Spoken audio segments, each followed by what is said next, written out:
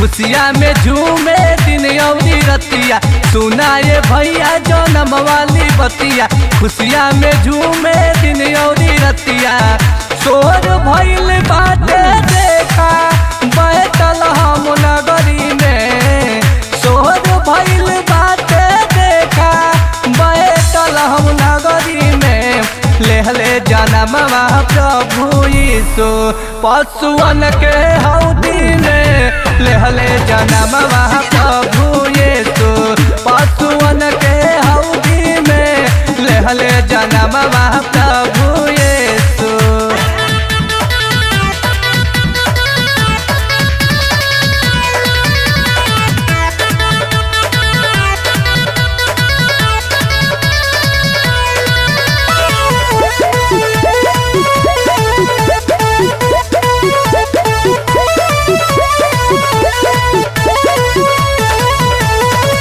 केतना ले करी हम प्रभु के बड़ैया, हो खत प्रभु के बाजेला बधाइया, बाजेला बधाइया।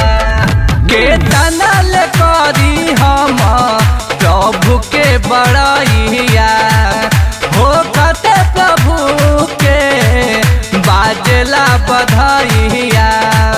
देखते अजोर ज्योति चलले प्रभु के चरनी में। देखते अजोर ज्योति चलले प्रभु के चरनी में। लेहले जनम प्रभु यीशु पशुअन के हौदी में। लेहले जनम प्रभु यीशु पशुअन के हौदी में। लेहले जनम प्रभु यीशु।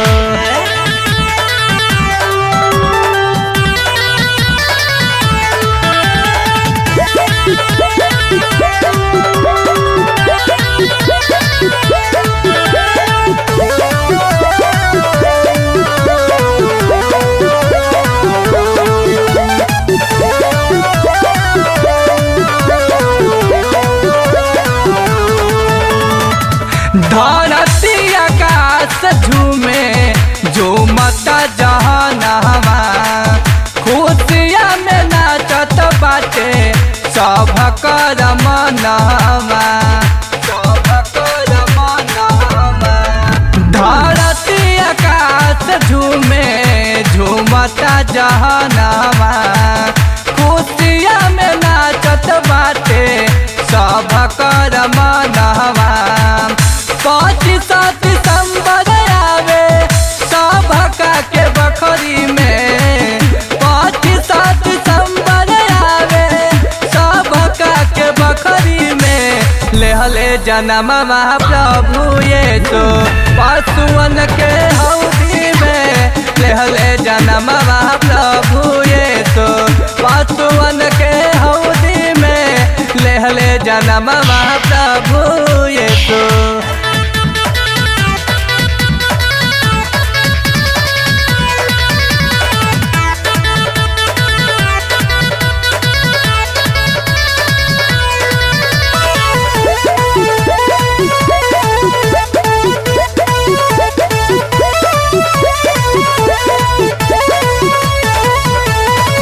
लाल मुनि दूधनाथ जी के मानिला कहनावा।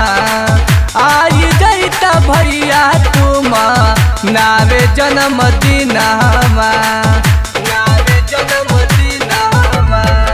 लाल मुनि दूधनाथ जी के मानिला कहनावा।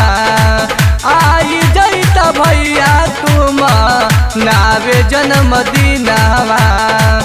और जीव संतोष के हो के सब कमर जी से। और जीव संतोष के हो के सब कमर जी से। लेहले जनम प्रभु यीशु पशुअन के हौदी में। लेहले जनम प्रभु यीशु पशुअन के हौदी में। लेहले जनम